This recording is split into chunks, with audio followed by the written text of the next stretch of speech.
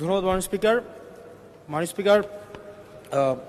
মাননীয় অর্থমন্ত্রীর কাছে আমার প্রশ্ন হচ্ছে, ইসলামী ব্যাংক বাংলাদেশ লিমিটেড টোটাল 92,115 কোটি টাকা ঋণের ধারক এবং এই 92,115 কোটি টাকার মধ্যে এস আলম গ্রুপ একাই 80,000 কোটি টাকা হচ্ছে ঋণ খেলাপি।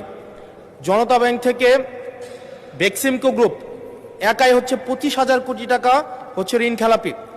এই ঋণ পুনরুদ্ধারের ক্ষেত্রে মানে এস আলম গ্রুপ এবং বেক্সিমকো গ্রুপের ঋণ পুনরুদ্ধারের ক্ষেত্রে এই অর্থ বছরে আপনাদের বিশেষ কোনো পরিকল্পনা আছে কিনা, আর 2 নম্বর প্রশ্ন আছে কিনা, এবং এস আলম গ্রুপকে তাদের এই ঋণ না পরিশোধ না করে কিভাবে আবার নতুন করে পুনর্বহাল করার চেষ্টা করা হচ্ছে, এটা নিয়ে সরকারের সাথে এস আলম গ্রুপের কোনো সমঝোতা হয়েছে কিনা এই বিষয়টি জানতে চাচ্ছি। ধন্যবাদ। মাননীয় মন্ত্রী।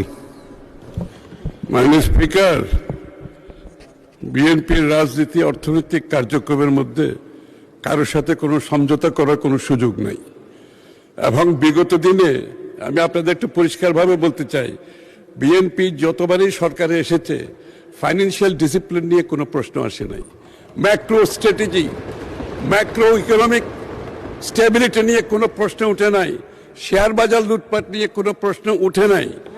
সো বি অ্যাসিওরড, বিএনপির রাজনীতিতে অর্থনৈতিক পরিকল্পনায় সমঝোতার কোনো সুযোগ নাই, এবং যারাই ব্যাংক থেকে টাকা নিয়েছে পালিয়ে গিয়েছে সকলের বিরুদ্ধে মামলা হয়েছে, মামলা পার্সু করা হচ্ছে, এবং এটার জন্য আমরা বাইরে প্রফেশনাল ফার্মগুলোকে অ্যাপয়েন্ট করেছি এই টাকা দিয়ে যারা পালিয়েছে এগুলো রিকভারের জন্য।